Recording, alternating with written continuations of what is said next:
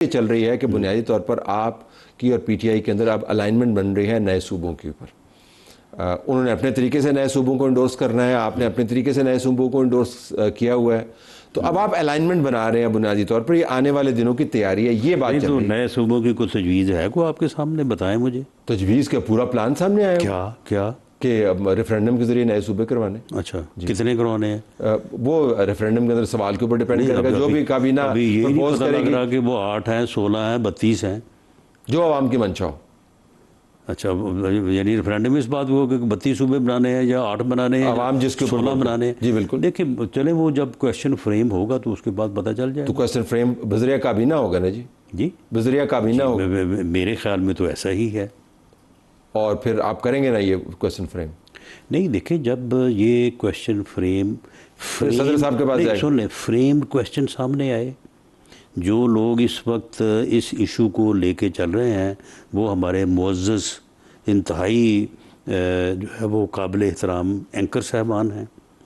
उसके अलावा एक दो और लोग हैं कि जिनका वैसे बराह रास्त तो सियासत से ताल्लुक़ कोई नहीं है, लेकिन वो इधर उधर से जो है वो सियासत में वो जो है वो वारद होगी, तो या वो इस चीज़ को लेके चल रहे हैं।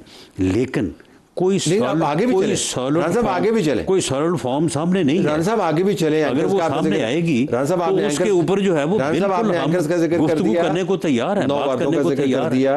अब जरा और इसको आगे लेके जाए तो इस्टेब्लिशमेंट कहती है सूबे बनाए, नहीं इस्टेब्लिश और लाजमी बना नहीं। अगर मैं जुमला आपको दे तो इस्टेब्लिशमेंट जो है वो सिर्फ इनको कहती है, आपको नहीं, कभी गवर्नमेंट को नहीं कहती। आपको कभी नहीं कहा जी सूबे की कोई बात नहीं। सुन लें, अगर गवर्नमेंट को इस्टेब्लिशमेंट कहेगी तो जो तजवीज़ सामने रखेगी गवर्नमेंट उसके ऊपर उनसे बात करेगी, डिबेट करेगी, और उसके बाद अगर किसी बात के ऊपर कंसेंसस हो जाएगा तो फिर गवर्नमेंट आपके पास एक मौक़िफ़ लेके आपके सामने आएगी और उसके ऊपर बात होगी। तो अभी तक डिबेट होना किसी भी डेमोक्रेटिक जो है वो मुआशरे में बहुत अच्छी चीज़ है, बड़ी सेहतमंद चीज़ है। अभी तक आपकी बात से मैं ये नतीजा अखज़ कर रहा हूँ, इस्टेब्लिशमेंट की तरफ से आपको, हुकूमत को किसी किस्म का कोई इशारा नहीं है कि फॉर्मल या इनफॉर्मल कि हमने सूबे बनवाने हैं, ऐसी कोई बात नहीं है आपके दरमियान इस्टेब्लिशमेंट के दौरान, कोई बात नहीं है। यानी जो आप कह रहे हैं ना कि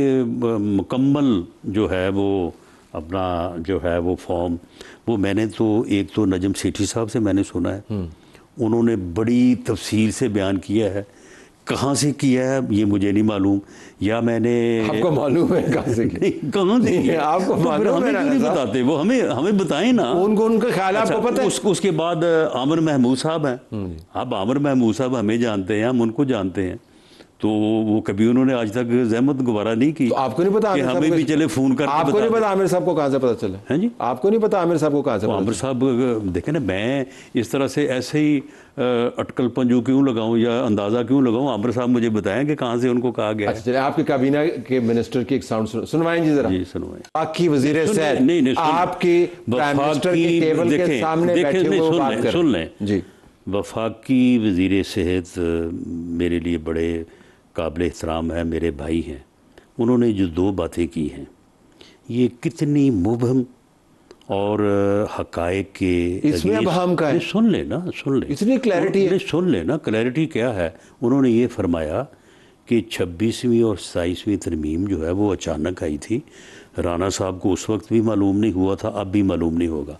आप मुझे बताएं कि इतनी शॉर्ट अगर मेमोरी है हमारी, 26वीं तरमीम जो है वो अचानक आई थी। वो भाई 1.5 महीना, तो 1.5 महीना तो हम हज़रत मौलाना फजलुर रहमान साहब के दर पे बैठे रहे, और हालत ये होती थी कि 3 पार्टियां जो हैं मुख्तलिफ जो है वो मुख्तलिफ ख्याल वो वहाँ पे बैठी होती थी।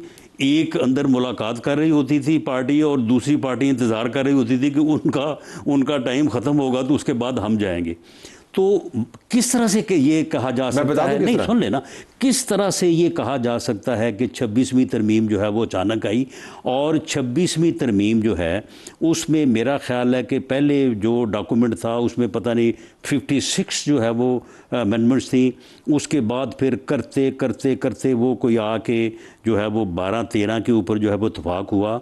और तलत साहब आप यकीन करें, आपने उस वक्त ये सारी चीज़ों को कवर किया कि कंसेंसस बिल्ट हुआ। ठीक, यानी जो आइनी बेंच है ये तजवीज़ थी पीटीआई की, और उसके बाद फिर जब हम उसके ऊपर मुतफिक हुए तो इसके ऊपर कंसेंसस बिल्ट हुआ, और मौलाना फजल रहमान साहब ने भी और पीटीआई ने उसको एंडोर्स किया।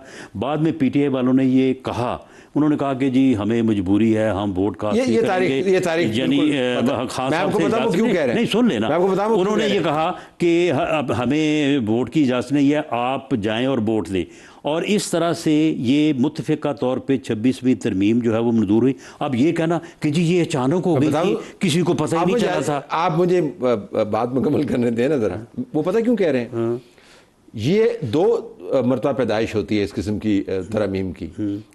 एक उस पैदाइश की बात करें जिसके अंदर सारा प्रोसेस है। ये एक वो होता है कि जी हमने ये काम करा ना, आईनी कोर्ट ने बनना है तो अब आप प्रोसेस शुरू करें। भाई आईनी कोर्ट तो 20 साल से हमने जो है वो चार्टर ऑफ डेमोक्रेसी जो हमने किया था या एस्टेब्लिशमेंट ने किया था, लेकिन ये चार्टर ऑफ डेमोक्रेसी में अगर कॉन्स्टिट्यूशनल कोड ना, नहीं सुन ले, ये चार्टर ऑफ डेमोक्रेसी ना चार्टर ऑफ डेमोक्रेसी में जो है वो कॉन्स्टिट्यूशनल कोड का जिक्र था, और वो लेकिन आपने इस वजह से नहीं सुन लेना, उसमें जो है वो तमाम जमातें जो है वो मुतफिक हुई थी। और फिर देखिए उसके बाद इस वजह से नहीं सुन लें, उसके बाद वो बाबा डैम ने जो हमारे साथ जो सलूक किया, उसके बाद 100 मोटो ने जो है वो हमारी गवर्नमेंट्स को और वज़ीर आज़म को जो है जिस तरह से, अगर मैं ये लफ्ज़ इस्तेमाल करूँ को जलील किया तो ये गलत नहीं होगा।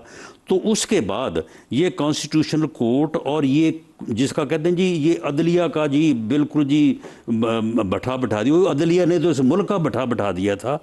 तो ये चीज़ें जो हैं ये हमारे ज़हनों में मौजूद थी, और हम ये मोटो और ये सारे मामला जो है ये हम भी करना चाहते हैं। तारीखी तौर पर जो एस्टैब्लिशमेंट को इतना ज़्यादा जो है क्रेडिट ना दें, ठीक है, या कसूरवार ना ठहराएं। लेकिन आपका वफाकी वजीर कह रहा है ये जहाँ से तहरीक चल रही है। नहीं, मैं उसकी इस बात को जो है वो मैं ये पॉइंट रेज कर रहा हूँ कि ये जो उन्होंने अचानक वाली बात की कि अचानक आई और हमें पता नहीं था, हमें 26वीं तरमीम का भी पता था, बल्कि उसको हम लेके चले, हमने उसके ऊपर कंसेंसस जो है वो बिल्ड किया, और उसमें उस वक्त हमारे पास वोट पूरे नहीं थे, 5 वोटों की जो है वो कमी थी, और मौलाना फजल रहमान साहब हमारी मजबूरी की बात कर रहे हैं। उसके बाद अगली सुन लें, 27वीं जब हमारे पास वोट पूरे हुए तो जो चीज़ें 26वीं में रह गई थी वो हमने कर ली। ये दूसरी पैदाइश की बात कर रहे हैं, दोनों तरमीम में दूसरी पैदाइश की बात कर रहे हैं, हम उसकी ओरिजिन की बात तो चले फिर अब भी जब पैदाइश होगी, ये पहली पैदाइश की बात कर रहे हैं, वो कह रहे हैं कि ये स्कीम जो है बन चुकी है।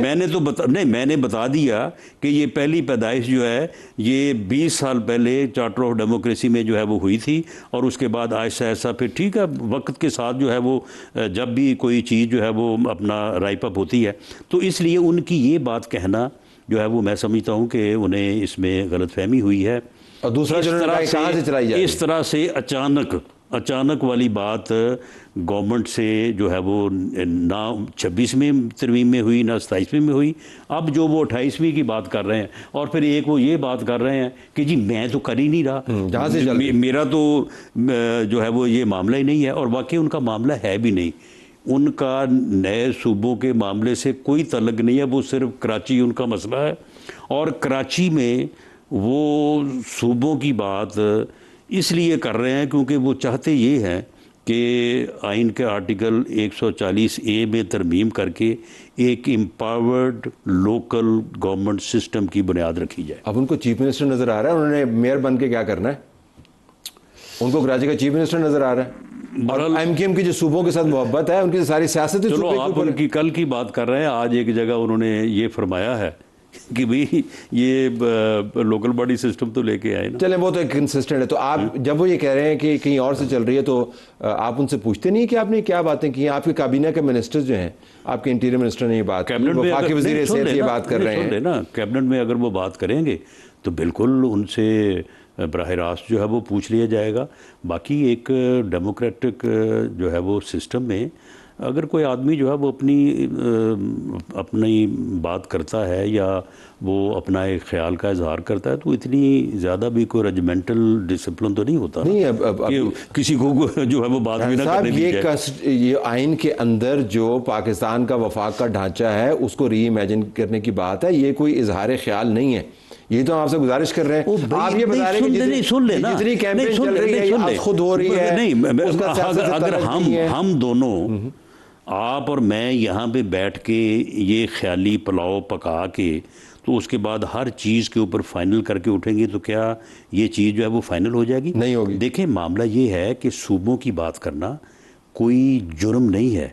सूबों के से मुतल्लक आइन में बाकायदा शिक मौजूद है कि सूबे बनाए जा सकते हैं, उनके लिए एक तरीक़ाकार है।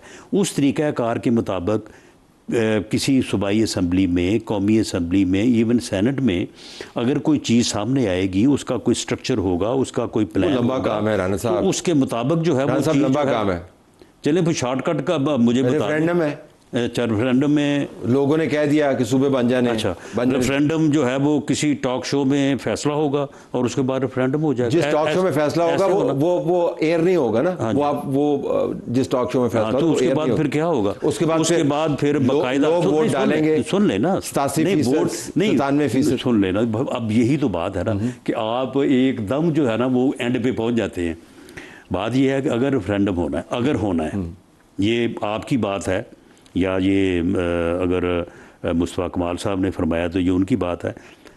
अगर ये होना है तो इसका तरीक़ाकार जो है वो तो ये है कि ये मामला जो है एटलीस्ट जो मेरी समझ है कि ये कैबिनेट में डिस्कस होगा। जी बिल्कुल होगा। कैबिनेट में डिस्कस होने के बाद प्राइम मिनिस्टर जो है वो एक रेफरेंस जो है वो तैयार करेंगे, सदर साहब को देंगे। उस रेफरेंस को कैबिनेट जो है वो अप्रूव करेगी और उसके बाद वो प्रेसिडेंट साहब को भेजेंगे। प्रेसिडेंट साहब जो है वो उसके ऊपर रेफरेंडम का जो भी तरीकाकार है बाकायदा फिर उसका एक सवाल बनेगा। हाँ, और वो सवाल वो कैबिनेट में ही बनेगा जब प्राइम मिनिस्टर साहब एक्ट बन जाएगा, रेफरेंडम एक्ट बन जाएगा। अब ये जो आप पहली पैदाइश की बात कर रहे हैं वो तो भाई इस पैदाइश हो चुकी है, इस पैदाइश को होने देना नहीं हो चुकी है, कहाँ हुई है? तो आपका क्या ख्याल है? हम वैसी बात कर रहे हैं। अच्छा, तो ये फिर आपको पता होगा। मैंने आपको एक साल पहले का बताया।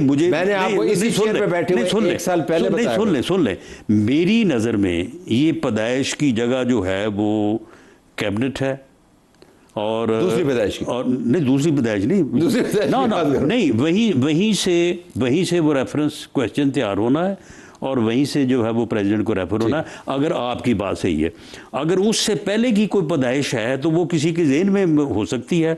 मुझे आपको इस बारे में इल्म है, मुझे इस बारे में इल्म नहीं है।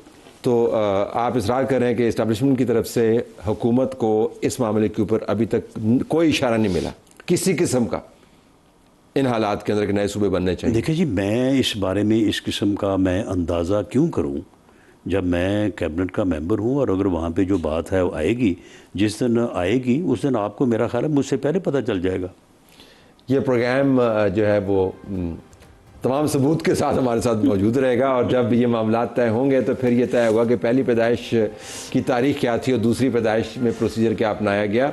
और आपने आइनी कोर्ट की बात की, चलते चलते ये भी बता दें कि जब रेफरेंडम के बाद मामलात अगर कहीं पे गए तो राना साहब आइनी कोर्ट के पास जाएंगे, और जिसको आपने इतनी मोहब्बत से बनाया। रेफरेंडम के मामला तो उसके पास क्यों जाए? क्योंकि लोग ये कहेंगे रेफरेंडम बाइंडिंग नहीं है, तो फिर ये मामला आईनी मामला बन जाएगा। फिर ऐन मुमकिन है कि मैं समझता हूँ कि अगर कैबिनेट जो है, अगर इसके ऊपर जब कैबिनेट में आएगा इसके ऊपर डिबेट होगी और अगर कैबिनेट इसको, यानी ये तो अब मफरूज़ा ही है ना, बात तो आप पता नहीं कहाँ पे आपने, मैं कहीं भी नहीं लेके जा, पैदाइश जो है वो कहाँ पे कर दी है और इस पैदाइश को इतना आपने खुफिया रखा है। मैं तो या तो जाए पैदाइश मुझे बता दें आप, मैं आपको बता दूंगा जाए पैदाइश, और उसके बाद फिर कितनी गुंजाइश रह जाएगी हमसे इख्तलाफ करने की, वो एक अलग बात। आपका बहुत शुक्रिया, आपने ज्वाइन किया।